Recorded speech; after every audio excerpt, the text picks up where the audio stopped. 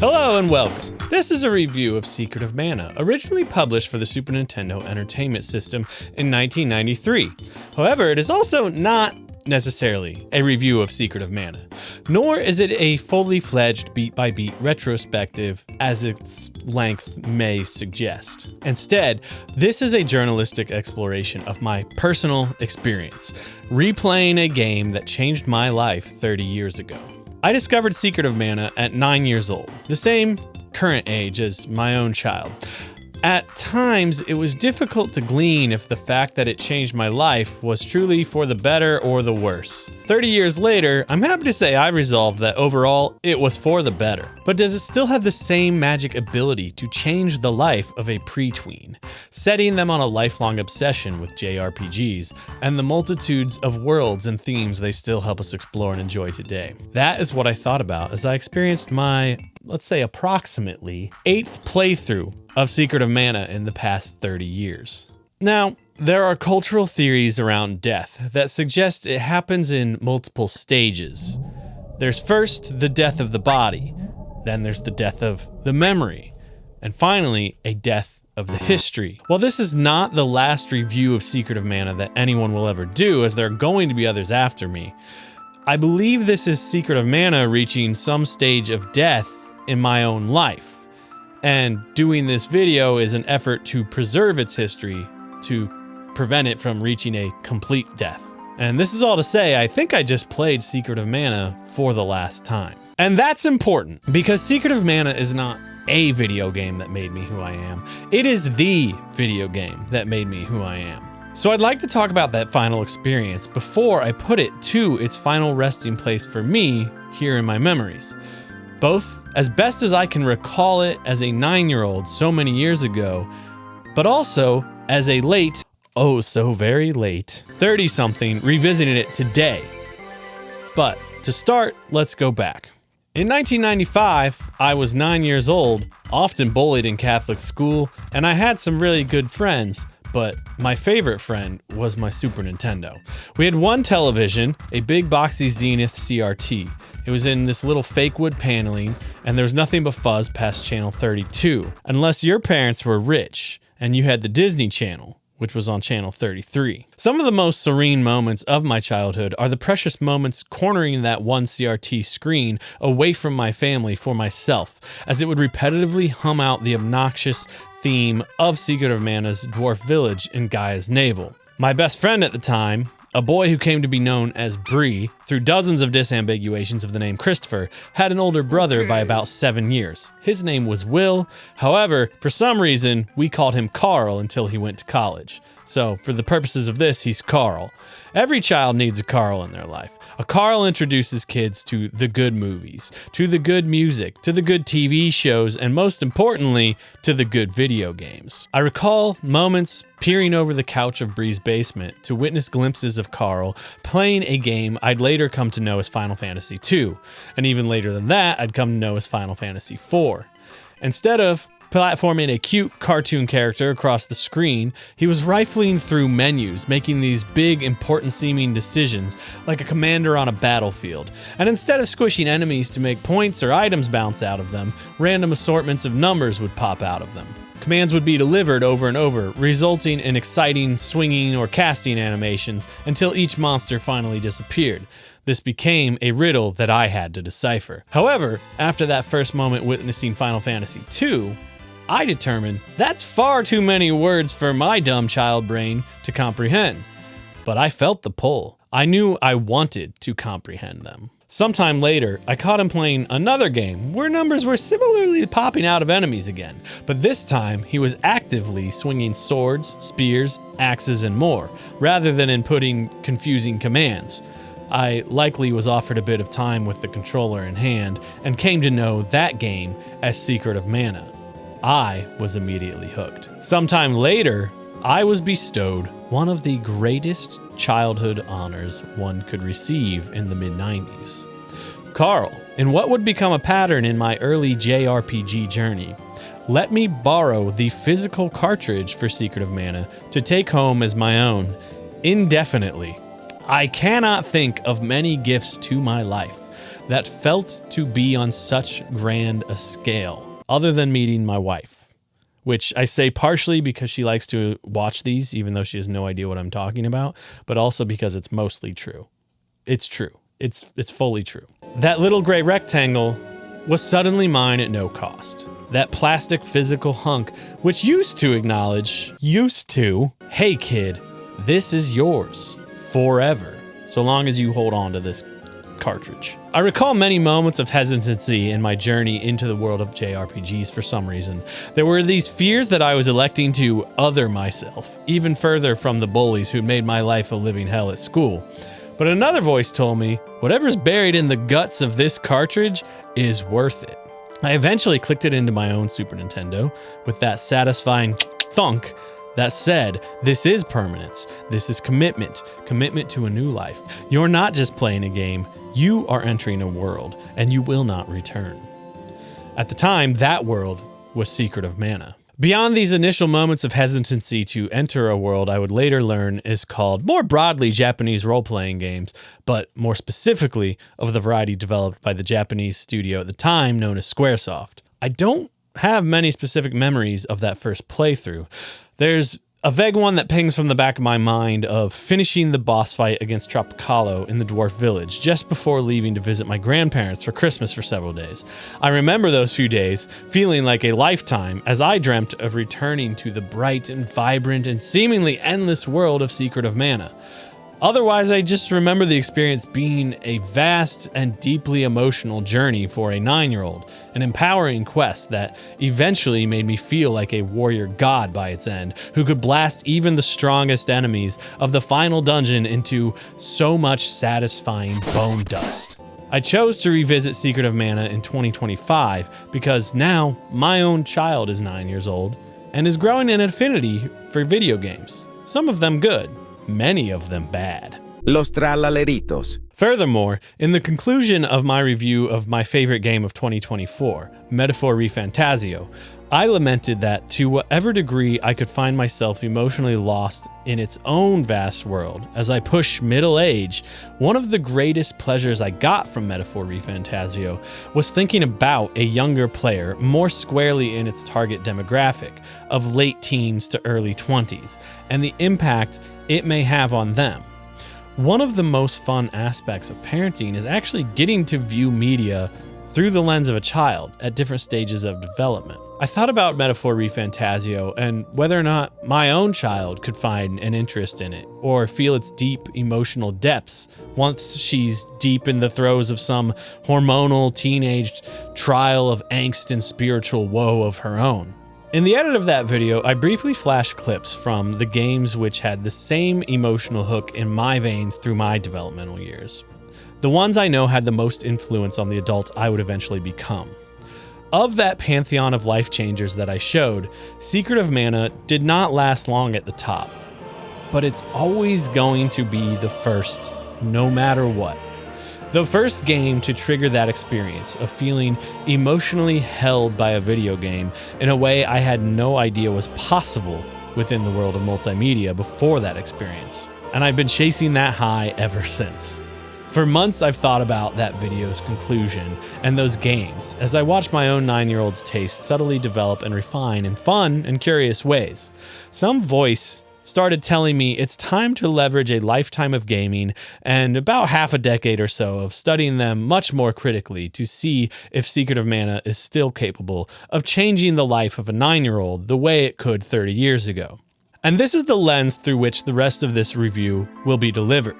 A deeply experienced critic's eye constantly asking, can this still work for the game's intended demographic? With that in mind, for the full duration of this playthrough, a very important decision I made was that I would not touch my phone, nor have anything else happening in the background. No podcasts, no YouTube to get me through boring grind sections. I wanted to experience it as mindfully as possible, both to understand if the magic is still there, and to experience it as closely as possible to the way I would have at 9 years old, without the crutch of knowing the whole world is in my pocket, ready to distract me if I dare get bored for 5 whole seconds. And so, with that in mind, as I revisited the game these past few weeks, I found myself wishing I'd done a better job imprinting more details of that first playthrough onto my memories. because I discovered in this playthrough something's changed. We've lost things in the past 30 years that even someone holding the original cartridge playing Secret of Mana on the CRT screen it was intended for, using original SNES hardware, simply cannot recapture.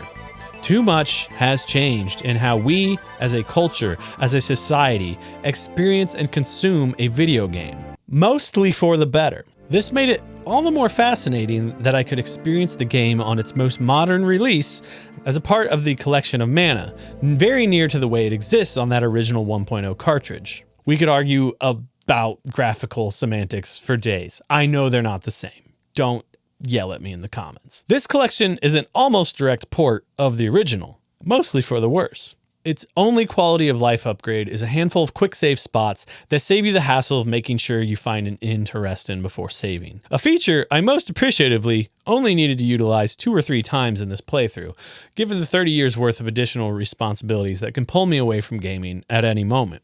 There's also some really bizarre menu choices that they made that can be quite distracting as you accidentally resize the screen or add a useless HUD with a single push of a button. But I digress. Let's talk about the experience of trying to recapture one's youth, and why my own child's youth is likely not capable of being enthralled by Secret of Mana the same as my own. Let us now explore the experience of my playthrough properly.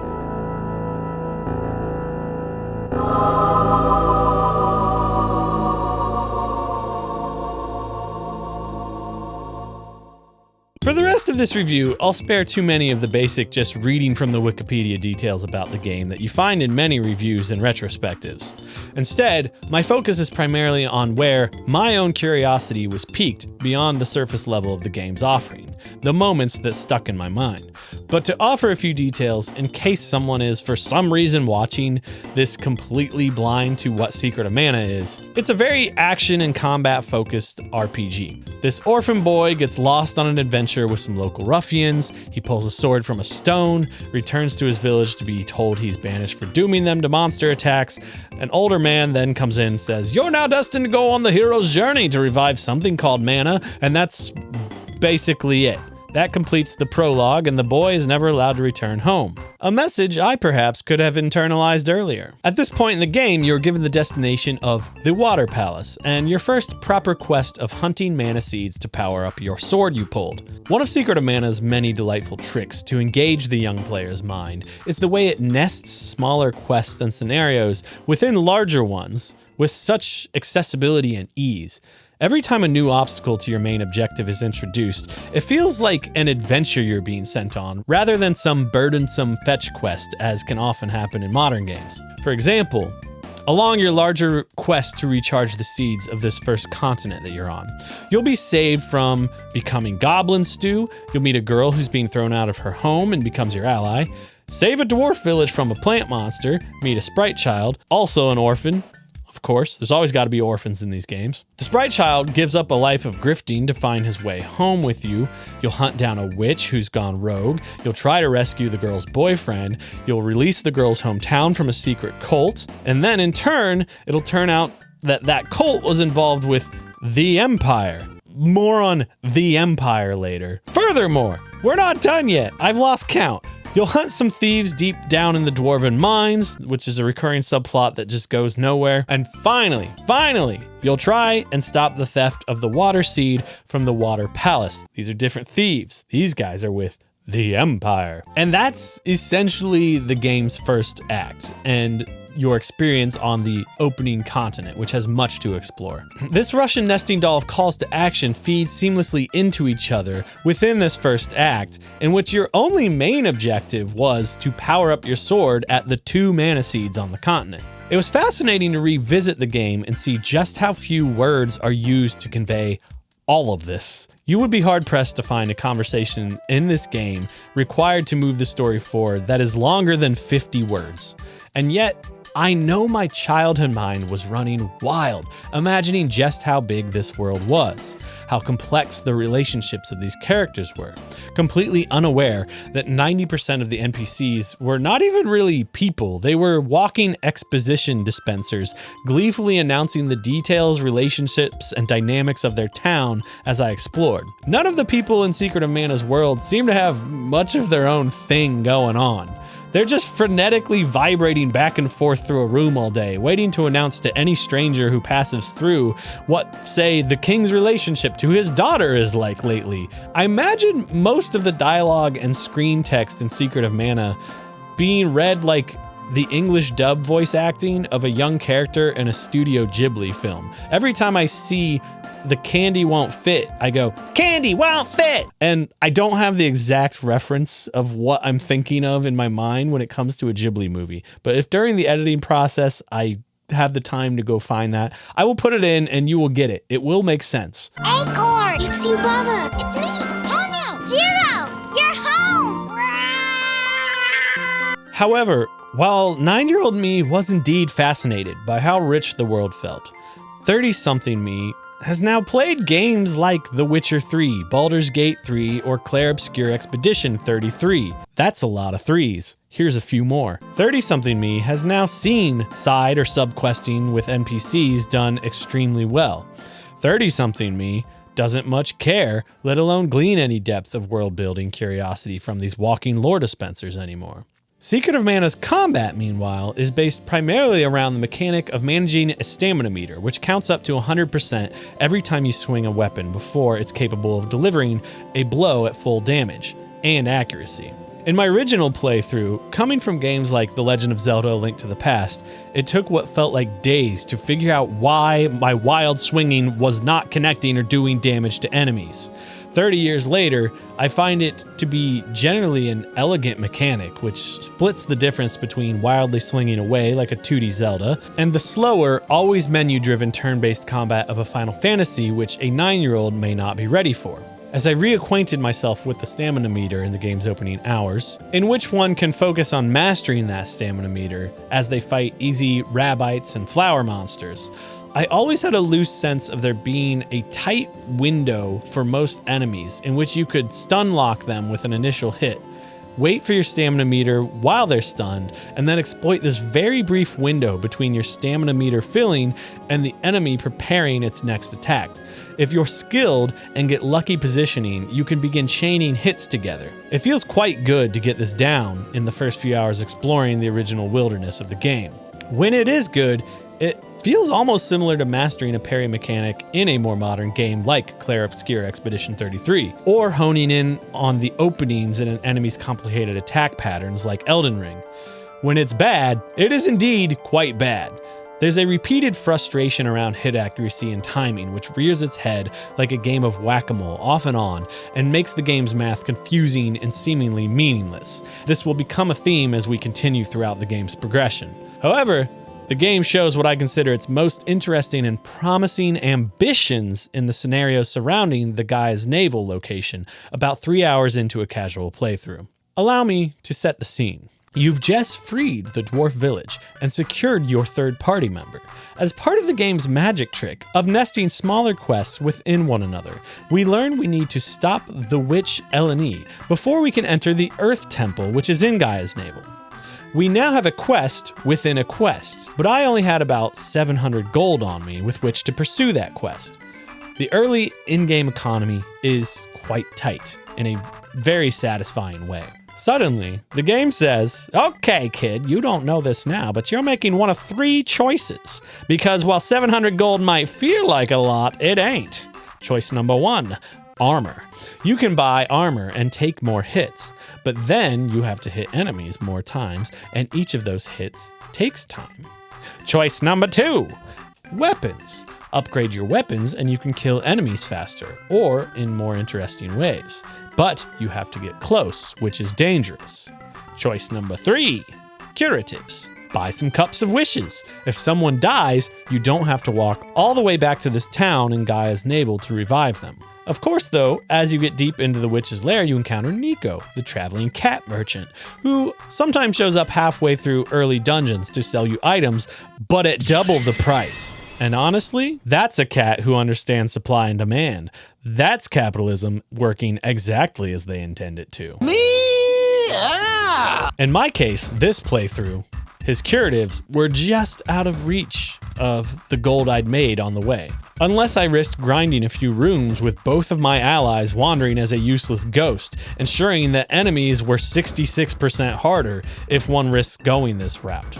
And I know 66 is not a super accurate number. There's the ACT battle system where you kind of decide how your party members interact with enemies. I didn't engage with that beyond a few little nudges here and there for certain battles, so I'm not going to talk about it much, but I'm aware.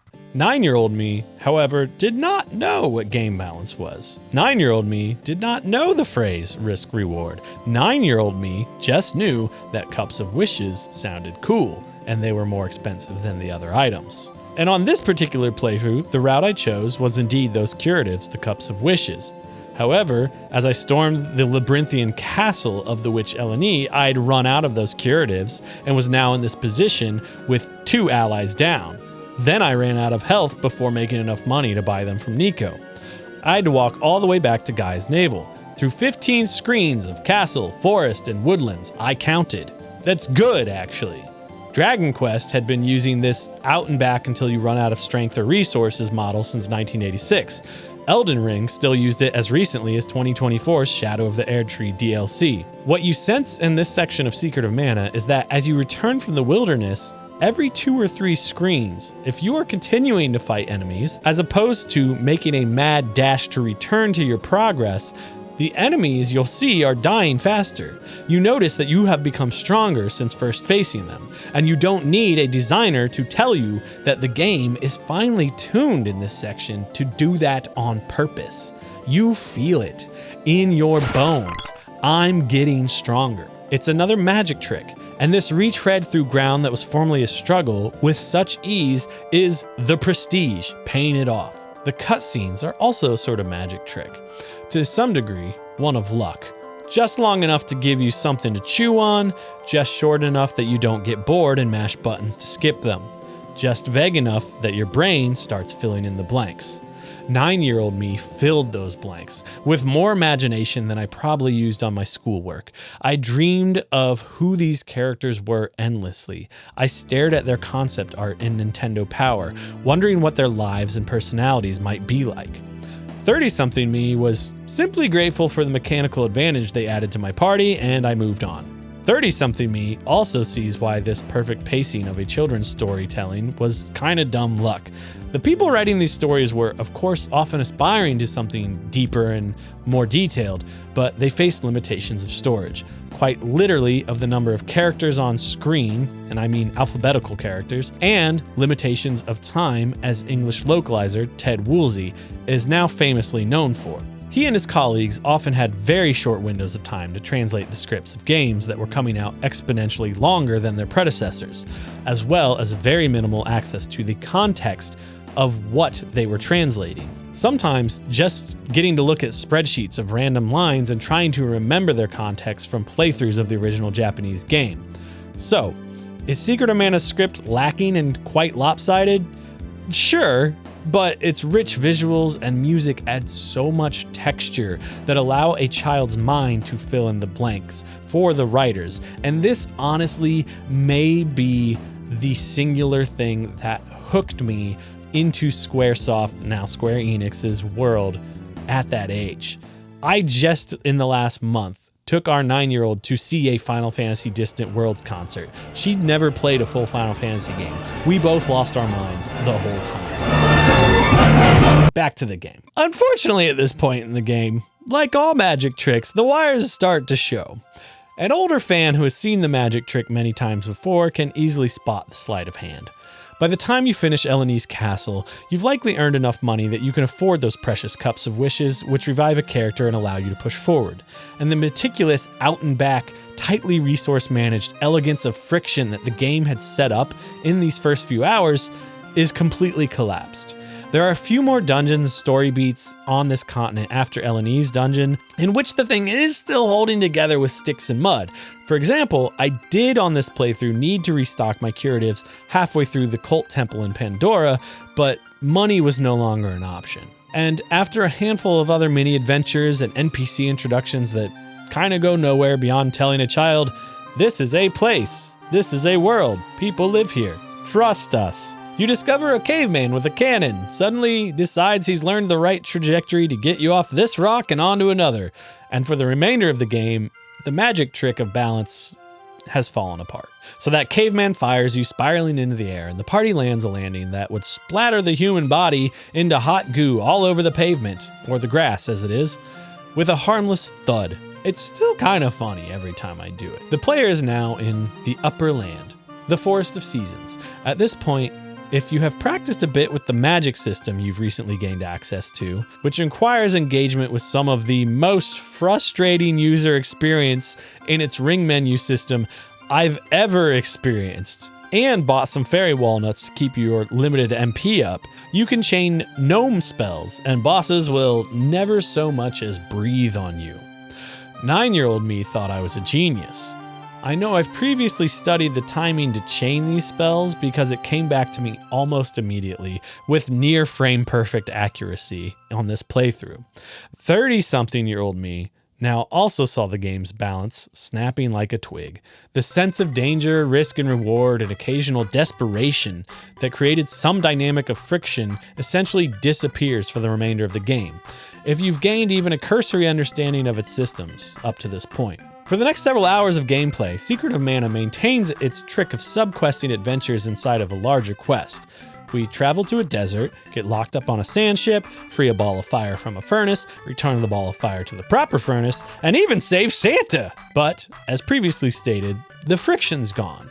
Blasting ducks into so much satisfying bone dust still does feel great. But where 9-year-old me saw a world expanding based on these beautiful environmental shifts in the graphics and music alone, 30-something me is no longer so easily charmed by a simple change in geographic setting that I've seen dozens of times in every other RPG and adventure game. These locales are still beautifully crafted, bright, vibrant, full of absolute just vibes in this game. I could chill with those walrus people in Toto Village forever, and I hate snow. But for a modern 9-year-old gamer, I find this space of the game, it's too directionless, both literally and figuratively. There's some degree of guesswork about where to go and what to do. Which NPC do you have to corner and talk to in order to advance the story? Who knows? Poke around and find out. 9-year-olds just don't have that kind of patience anymore, unfortunately. This is something modern gamers consider a major flaw. However, Claire Obscure Expedition 33 figured out how to balance the two extremes of this style of gameplay and exploration by removing minimaps and quest markers in exchange for well-placed environmental clues. Secret of Mana has neither. It could be easily frustrating for a kid to find themselves running in circles questioning where to go next, taking cannon trips back and forth between regions. Even on this playthrough, I backtracked through areas 1 or 2 more times than I needed to. Eventually, you resolve the scenarios in these fire and ice regions, and after poking around, you'll eventually revisit one of the cannon boys, and a new location for travel is introduced. The Empire! Oh wow, the Empire? The Empire? The Empire? This is one of my biggest gripes with the story of Secret of Mana. Pretty much no additional context is ever provided from the game's story as to what the Empire is. The Emperor and his generals, Sheiks, Gestalt, and Fana, remember them? Neither do I. Despite my own history with the game, I admittedly had to look those names up. This trio, ostensibly intended as your primary gang of antagonists for most of the game, have a grand total of about, let's say, 3 minutes of screen time throughout the entire game. 4 if you really milk it. But in 1993, or 95 when I played it, there's a good chance an American 9-year-old has seen a movie called Star Wars. And they know that Empire equals bad guys. And 30-something-year-old me still agrees. It means bad guys. It makes me wonder to what degree localizer Ted Woolsey, who had barely a month to scrape together the original English script for Secret of Mana, was leaning into that cultural connection in hopes that kids might still get some understanding of who the good guys and bad guys are and why. Because what's on the page here does very little to flesh that out. We take that canon trip to the Empire, are once again somehow not flattened into goo, and what we get is just flat, empty, more lore-dumping NPCs walking around announcing, "We are the Resistance! The Empire is bad!" Indeed. 9-year-old me said, "Cool, this is like Star Wars." 30-something me says, "I guess this is Star Wars." I'm not one to fault the individuals working on a video game, especially given the constraints placed upon the creators by both budget and technology. But there's definitely an emptiness that you start to feel in the world at this point and its characters that feels like someone wanted to infuse them with more life and soul, but had their hands bound by something. It feels like the story should really open up here and reveal itself to have some meat on the bone when you get to the big bad Empire. But stuff just kind of happens with an assumption of stakes that are never revealed to be coherent in any way. Chrissy is the head of the Resistance. Okay, but who is Chrissy, aside from an NPC whose sprite isn't repeated amongst other NPCs? Why is Chrissy the leader? What is Chrissy resisting? Many questions are raised, none are answered. If you're 9 years old in 1995, you might wander around questioning every NPC in hopes of filling in those blanks, and then do so with your still active imagination when you find no answers. If you're a 30-something with chores to do and errands to run, you'll likely shrug your shoulders and get back to blasting monsters ASAP upon the realization of how thinly together this world's lore is. Then, at the end of this chapter, you're saved by Flammy, a baby mana beast rescued by your ragtag gang in a previous adventure some 3 or 4 hours ago. This is always a grand and exciting moment in these early JRPGs. The moment you get a, quote, airship, an unbridled release into the wilds of an entire world as you're given freedom to explore the overworld map. At 9 years old, this was my first such experience. It did feel like total freedom. 30 years later, the Mode 7 graphic styling of the world as you fly around on the back of your baby beast honestly is still quite fun. There's an exhilaration and sense of speed and distance that still feels grand. But as with many other parts of the game, apparent cracks start showing themselves. For example, I'd venture to guess many people have played Secret of Mana without ever opening the overworld map. Did you know there was an overworld map? And if they did open it, I assure you, they never did it more than once. I'm not sure what programming error caused this, but it takes, and I am not exaggerating this, I checked the footage, it takes 10 seconds to load the map every time you try to utilize it. And buddy, it tells you nothing. No city or destination markers, just a little compass point blip to show where you, the player, are. This would be enough, but given the line-by-line load time, the average player is going to choose the experience of zooming their puffy dragon through the Mode 7 landscape over investigating a boring map. Again, Clair Obscure Expedition 33 provides the same overworld exploration in 2025 with no markers or minimap, and its environmental markers and cardinal directions handle that navigation just fine. The greatest issue with Secret of Mana's overworld exploration, however, is that you must navigate Flammy to predetermined landing zones with no markings. Just get low, keep holding the B button until he suddenly decides, yeah, that area is clear enough, and tosses you off. Your first obvious destination given this newfound freedom is a mountain town which has opened up with your newly available air travel. And here I'd like to take a moment to digress further into the localization work of Ted Woolsey and his 30-day mad dash to ready this game for American audiences. In that mountain town of Mandala, there is a 100% optional location to explore to its north, a religious temple of some sort. One of its rooms is full of buzzing orbs, designed with the same sprite as these magic orbs you've encountered previously, which help progress through dungeons upon casting a correct spell. Who was Abe Lincoln? One of them reads upon investigation. These orbs seem to be TV tuners or radio stations from worlds beyond. 9-year-old me thought they were secrets too big to understand, clues of this world possibly being in the same universe as our own. Something to come back and better understand later.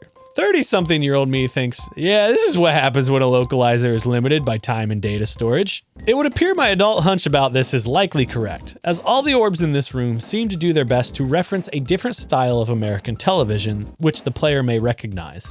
The above example, of course, referencing the answer in the form of a question style of popular quiz show Jeopardy! While I am not dedicated enough to seek out an exacting and proper translation of this text and others in the room, I think we can safely assume this may have possibly referenced a Japanese-style game show in the original, and Woolsey, seeing the decontextualized line buried in a spreadsheet, translated that thinking Jeopardy! Might be a more recognizable point of reference for an American teen experiencing Secret of Mana in the West. I found the following question and response in a 1994 interview with Woolsey for Superplay magazine to be quite insightful to this style of localization, which still for some reason causes endless online by people who really need to go outside to this very day. Anyway, quote, Superplay magazine.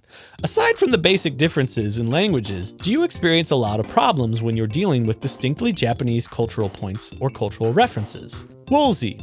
Oh yes, and a lot of the problem lies with the basic expectation of the game player. Japanese RPGs come from a textual background, from short stories, manga, and novels. In Japanese literature, typically the need for a strong beginning, middle, and end is not that great. The Japanese tend to savor the episodic elements of an adventure. Brief jaunts off on side quests, which bear no relation to the main game, are welcome in Japan, but not here in the US. So in some ways it's difficult to translate a game that was designed for the Japanese market because the game players themselves are very different. It's not just that they speak a different language. End quote. Woolsey also goes on later in the interview to explain that, quote, when you play Secret of Mana, you can get a sense of areas where it seems that something might be missing, end quote, due to the fact that it was originally intended for a failed SNES CD-ROM attachment, and much of the game was in fact trimmed out.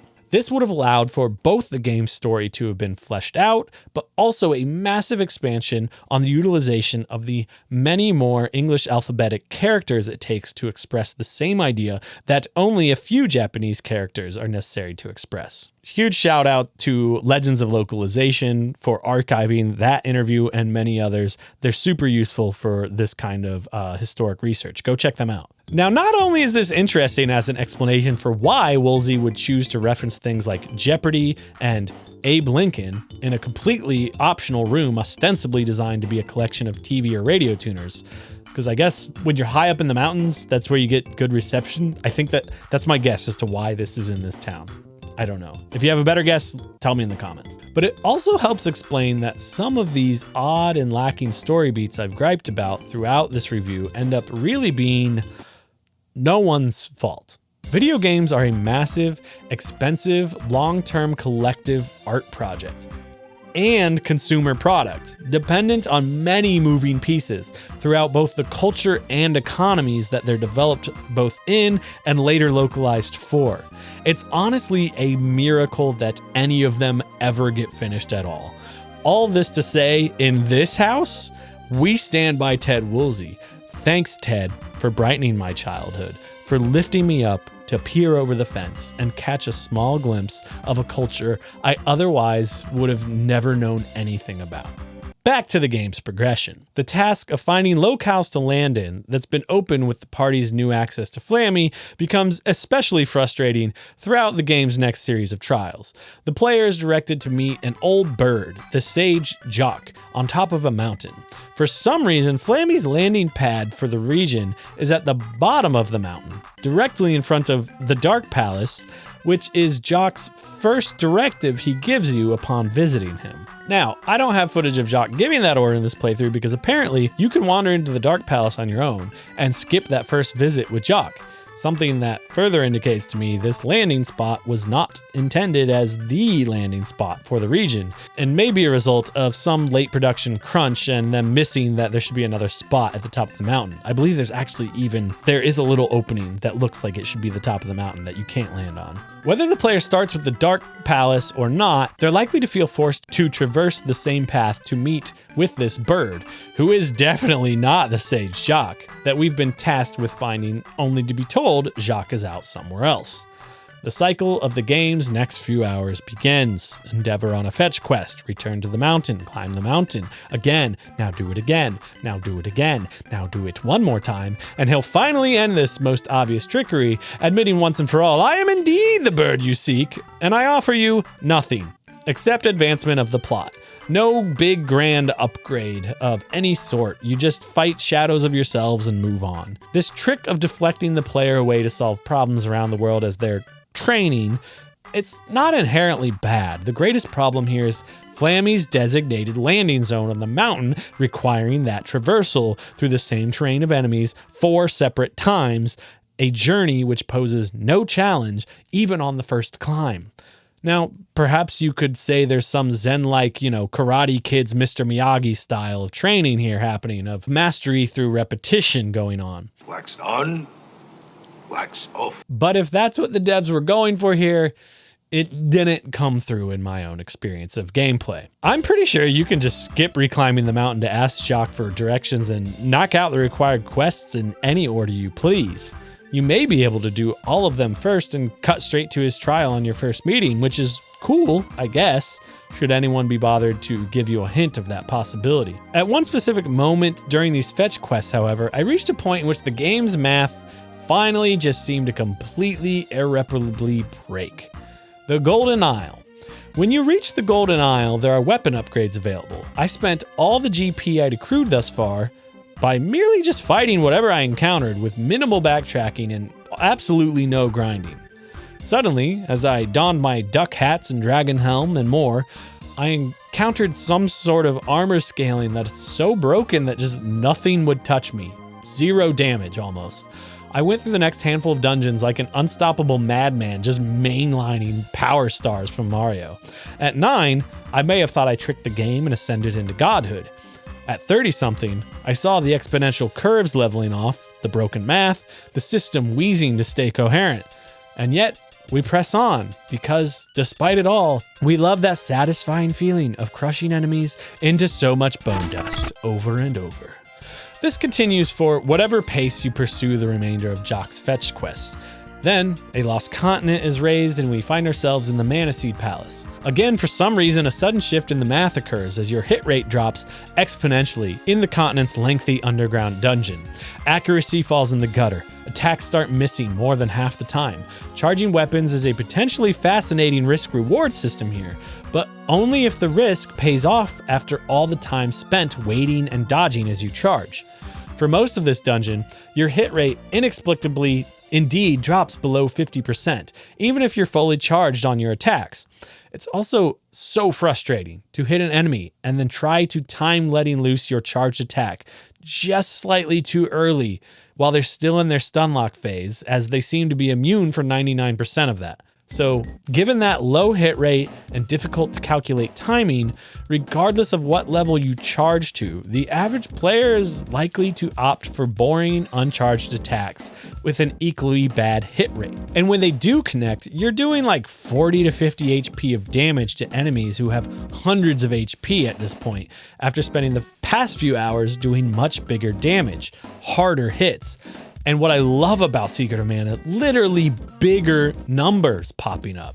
One of the most encouraging and fun details of the game's battle system. Because of this unfortunate roller coaster ride of math that goes up and down through the game's progression, this dungeon becomes a lengthy slog in which the only challenge is general resource management, as your curatives are still limited to 4 per item. An interesting limitation, but that only seems to be a factor in this one dungeon. It's almost similar to the resource limitation of survival horror games like a Resident Evil, but not quite as well balanced. There's no other point in the game that made me even slightly sweat that I might run out of fairy walnuts once I was able to consistently afford a full inventory. Throughout this mathematical clunker of a dungeon, 9-year-old me mashed buttons and hoped. 30-something-year-old me thought, this could have been fixed with like a single variable or something. Like literally just increase the hit rate if using a charged attack, and this becomes an immensely more enjoyable but still challenging dungeon that encourages you to use the skills you've been grinding to learn, risk, and reward. And then, after this dungeon, the endgame suddenly crashes into the room with an unacknowledged thud. As you reach the end of the palace, above this frustrating underground dungeon, you learn that that emperor that we know so much about at this point has been just murdered off screen. Meh. His sprite remains unchanged, simply motionless as you discover his lifeless body, with a single line or two of dialogue acknowledging, yeah, this guy's croaked. Who is the emperor? Still doesn't matter. What did he do that was so bad? Still doesn't matter. How did he end up aligning with Thanatos, his presumed betrayer? We're telling you, it still does not matter. Just run in the room behind the Emperor's dead body and listen some monologuing from Thanatos. Apparently, this has been Thanatos' doing the whole time, the guy behind the guy and so on. This had happened in multiple Final Fantasy games up to this point, but I'd never played them, so I didn't have a good sense of this. But the three generals still alive for some reason. A climactic moment that never arrives. A mere shrug onward to the next exciting monster fights, plot points, and adventure destinations. The Pure Land and the final Mana Fortress. Still fun. Still swing, hit, explode into so much bone dust, repeat. That never gets old. But it doesn't go anywhere either. To be fair, I recall struggling with my first ventures into the Pure Land at 9 years old, making quick in and out survivalist dungeon runs to see if I could gain a few levels to make it further next time. There's some version of this game that may still provide a seemingly fair challenge at this stage, but my brain, which knows its guts inside out, is incapable of ever discovering that again. From whichever angle I approached the place this time, there was nearly zero threat aside from running out of MP restoring resources, should you choose to try the dungeon in a single run, which is what I did. Still no real problems. By the way, it turns out at the end of this dungeon, the mana tree's your mom and the ghost from the first 2 minutes of the game, that was your dad. Sure, 9-year-old me was intrigued, wondering about the lost life of this boy and his friends. 30-something me thought, anyway, back to turning monsters into so much bone dust. Your main character had and will continue to have no relationship with this tree or that night outside of these respective 30-second cutscenes. I mention this not to critique and denigrate the game, but to point out how effective the minimalism and technology-constrained storytelling still was for a 9-year-old in the mid-90s. And again, bone dust, still endlessly satisfying 30 years later. And so finally, we reach the game's closing dungeon, the Mana Fortress. Running the repetitive Mana Fortress will unfortunately never be as much fun as doing procedurally generated runs for loot in the endgame of Diablo 2 or 3 or another game like that, which is kind of how I treated the place as a kid even before those games came out. The game, however, insists upon this for a completionist run. Similar to those games, running and rerunning the final dungeon's corridors provides for unpurchasable armor, level 9 weapon orbs unavailable anywhere else, and additional leveling of magic. I have vague but fond memories of running and rerunning that fortress, farming enemies for these weapon orbs, equipment, and magic levels to hit max power. It's disappointing to return and realize there's truly no necessity or reward aside from very minor changes to the pixel art of your weapons or your magic casting. But I was 9. I didn't have an infinite scroll of content to trigger dopamine releases in my brain. I didn't have a backlog of games. I only had a Secret of Mana cartridge to endlessly ponder. I couldn't just Google what it looks like to level Gnome's magic up to level 9 as easily as I can now. I had to put in the time to see it for myself on my own game save, on my own CRT TV that I had to share with my 2 sisters and parents. There is some meditative, mindful endeavor of presence in that for a 9-year-old that I truly miss when I look over and I see my own child bounce from one Roblox slop game to the next as she experiences the slightest trigger of boredom or friction that she doesn't enjoy. To make this endgame worthwhile again in a modern context, putting some Final Fantasy style post-game super bosses would have been a great way to supplement. But again, I'm sure time and storage was already short. It is still a neat surprise for a kid to first discover they can overlevel their weapons and equipment by farming enemies in that final dungeon. It makes the drops feel special for sure, but it's sadly one of many little pieces of magic in this game and others like it that have just faded with time and are likely to never be appreciated in quite the same way they were upon its release ever again. And so, on this run, I picked up some new rings for each character in my singular walk through that fortress. I shrugged, I dropped a save state outside the final boss in case I decided I wanted more. But honestly, after like 5 seconds of consideration, I decided I'm over it. I went ahead with the final Thanatos fight and the Mana Beast, and that was it. Assuming a player has followed my own general strategy of fighting just most enemies you counter and swapping weapons whenever their levels max out on a character, there's not much to these final fights. With Thanatos, you just learn to stay away from his body when it disappears and his hands come out. You use that time to charge a level 8 hit with your sword when he comes back. Boom! Hit him, rinse and repeat. I don't even know if I had to heal, maybe once or twice. Then the Mana Beast. Much lore dumping happens that I'm fascinated by, again, if only to put in perspective the amount of emotional response that I know it triggered in my 9-year-old brain. We suddenly learn the sprite is going to disappear forever if we kill the Mana Beast. For reasons. Also, the boy has a strong aversion to harming any Mana Beast. Also, for reasons. But to be fair, in actuality, they're the same species as Flammy, which was never much of a consideration until now. But, you know, you've been flying around on the thing's back for the past 10 or so hours, so I guess I can understand that one. There's a better story in this game somewhere. Whether indeed, as has been implied throughout, and by Ted Woolsey's own words, he and the tech were just too squeezed to get it right, I will likely never know, because I don't have much time nor patience to go through the entire what I consider botched remake.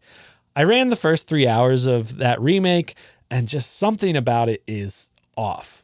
That's a review I'm going to leave to some other guy with way more time and present day dedication to this series. Some part of me, though, can still feel the echo of the child I was, devastated on the carpet in front of the humming CRT as I stared at the static image of the sprite's ghost, endlessly watching over the land.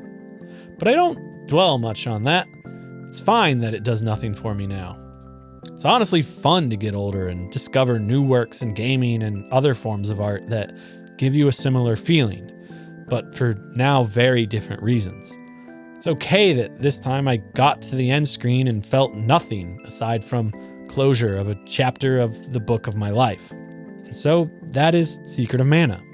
9-year-old me thought it was pure magic wire to wire. 30-something-year-old me sees it as a broken but beautiful mess.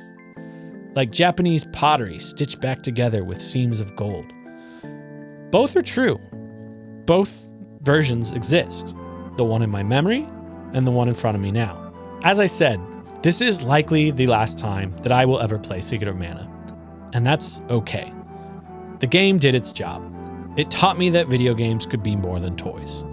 This game was a sliding doors or butterfly effect moment that set so much of the course of my life through the simple pleasure of a fantasy world where numbers go up. Something about that in-game feedback of strength of characters progressing as a story deeper than I'd seen in any other game up to this point, it flipped a switch inside of me. I wanted more like this, more stories like this, more games like this. I wanted to turn more monsters into so much bone dust. It showed me that games can always be more than what you thought a video game is supposed to be. It set me on a path. Along with a handful of other video games, it made me. And we'll talk more about those games, hopefully in the near future. However, my definition of near might be much longer than your own. For now, maybe Secret of Mana doesn't need to make anyone else. That's just life. Things age and we move on. However, to all the devs who made this thing, you did your job as best you could. I'm grateful for you. Thank you. But I am ready to move on. And you, it's time to move on as well to the like, subscribe, and comment section. Thanks for watching.